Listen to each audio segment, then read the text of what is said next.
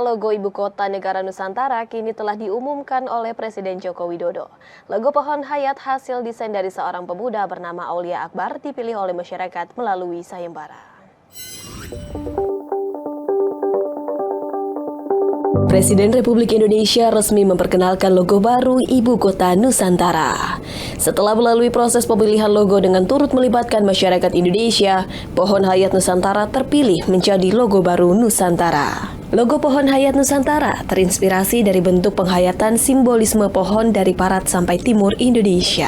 Sumber kehidupan sekaligus kekayaan hayati yang melimpah di ekologi kita. Simbol dasar yang tumbuh dari 5 akar ideologi bangsa Pancasila tumbuh mengalir menjadi 7 batang gugus pulau besar di Indonesia. Sebagaimana kita sebagai masyarakat maritim dengan wawasan Nusantaranya melihat laut dan alur sungai sebagai penghubung yang lalu terhubung dalam satu lingkungan utuh yang menumbuhkan 17 kembang mekar sebagai simbolisasi kemerdekaan abadi. Melalui logo ini, Pohon Hayat Nusantara merepresentasikan visinya sebagai kota dunia untuk semua. Serta Nusantara yang menjadi sumber kehidupan juga rumah bagi berbagai keanekaragaman hayati di dalamnya. Pada peluncuran tersebut, Presiden menyampaikan logo baru ini akan menjadi identitas visual bagi IKN yang diyakini mampu meningkatkan kesadaran masyarakat untuk menjaga alam juga lingkungan beserta ekosistemnya.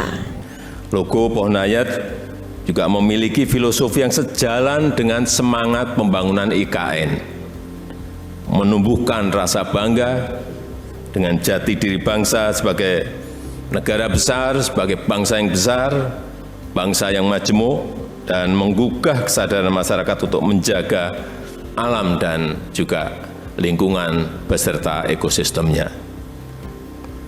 Dan juga memperkuat ikhtiar usaha kita bersama untuk berkontribusi bagi percepatan pembangunan Ibu Kota Nusantara kita, Ibu Kota masa depan Indonesia. Dan dengan mengucap Bismillahirrahmanirrahim, pada sore hari ini saya luncurkan logo Ibu Kota Negara Nusantara. Terima kasih. Wassalamualaikum warahmatullahi wabarakatuh.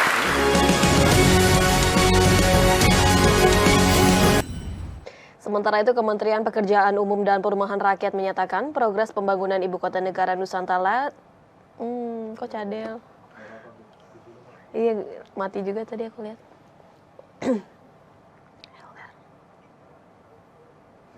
Kementerian Pekerjaan Umum dan Perumahan Rakyat menyatakan progres pembangunan Ibu Kota Negara Nusantara telah mencapai 27%.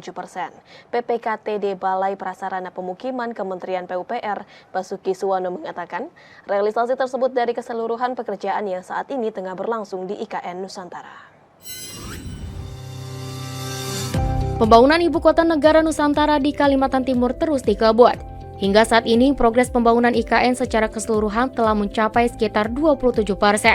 Pejabat pembuat komitmen tanggap darurat Balai Prasarana Permukiman Wilayah Kalimantan Timur, Kementerian PUPR Basuki Suwono mengatakan, pembangunan Ibu Kota Negara Nusantara di Kalimantan, khususnya untuk paket pekerjaan Istana Kepresidenan, sudah mencapai 15%. Meski baru mencapai 15%, target pemerintah yang akan menggunakan IKN sebagai lokasi upacara Hari Ulang Tahun Republik Indonesia pada 17 Agustus 2024 akan tercapai. Iya, seperti kita ketahui kan target kita 2024, Agustus 2024 Bapak Presiden melakukan upacara di Istana sini kan. Jadi sekarang masih on schedule, jadi harapan kita bersama di Agustus 2024 lapangan upacara yang sedang kita bangun sekarang ini dan istana sudah bisa fungsional, ya, sudah bisa dipakai. IKN sendiri terbagi menjadi 3 luasan yang harus diselesaikan secara bertahap. Pertama, kawasan inti pusat pemerintahan seluas 6.700 hektar. Kedua, kawasan IKN seluas 56.000 hektar. Dan ketiga, yakni keseluruhan atau pengembangan IKN dengan luasan 256.000 hektar. Kita beralih ke informasi lainnya pemirsa, Menpora Dito mengukuhkan dan melepas kontingen Indonesia ke ajang Asian Para Games ke-12 di Kamboja pada Juni mendatang, dan Menpora menargetkan Indonesia dapat menjadi juara umum pada tahun ini.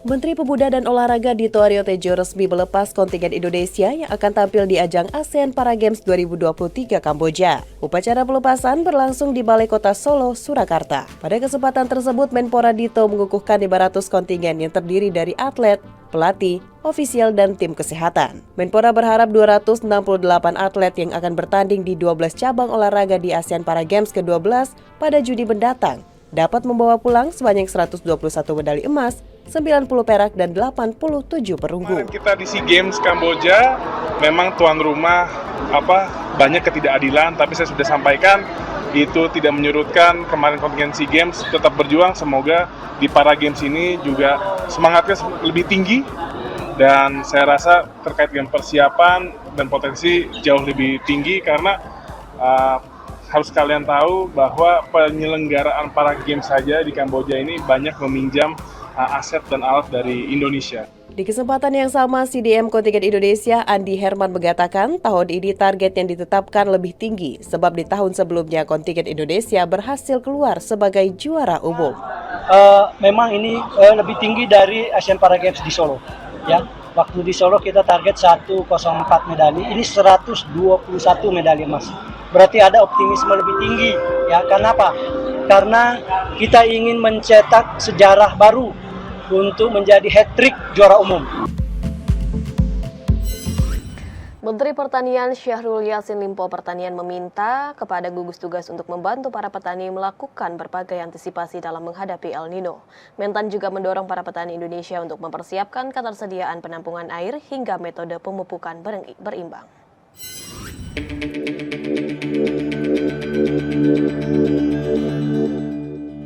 Dalam menghadapi cuaca ekstrim El Nino yang diprediksi Badan Meteorologi, Klimatologi, dan Geofisika akan mulai terjadi sekitar bulan Juni dan semakin intens pada bulan Agustus mendatang, di mana Kementerian Pertanian akan membentuk gugus tugas. Menteri Pertanian Syahrul Yassin Limpo mengatakan gugus tugas berbasis wilayah sangat penting untuk segera dibentuk karena setiap wilayah membutuhkan penanganan yang berbeda. Manajemen air untuk kebutuhan pertanian disebut menjadi titik krusial dalam menghadapi El Nino. Oleh sebab itu, Mentan Syahrul meminta setiap daerah untuk menampung air sehingga pada saat El Nino terjadi, ketersediaan untuk menanam bisa tercukupi. Selain manajemen air, Mentan juga meminta daerah untuk juga memperhatikan terkait varietas yang digunakan. Sementara itu, untuk pemupukan, daerah diharapkan dapat menerapkan metode pemupukan berimbang. Mentan juga meminta kepada semua jajaran Kementan dan pemerintah daerah bersiap untuk hal yang terburuk seraya tetap menjaga optimisme. Sebelumnya, Menteri Pertanian membuka pelatihan petani di Balai Besar Pelatihan Pertanian Lembang kepada 13 juta penyuluh dan petani sebagai upaya pemerintah dalam memastikan ketersediaan pangan dalam menghadapi cuaca ekstrim El Nino. Kita berharap dengan pelatihan ini ada sense of krisis dari semuanya terhadap El Nino itu, dengan lebihnya kesediaan komponen pertanian dan petani kita untuk bisa betul-betul memanfaatkan alam yang ada. Dan dengan pengalaman dan ilmu yang ada, dengan teknologi yang ada, kita berharap El Nino bisa kita lewati dengan tidak membawa kita semua jadi bersoal di hal itu. Pemirsa, usai jeda kami akan kembali dengan dialog wajah baru dan kemajuan Tanah Poso sesaat lagi.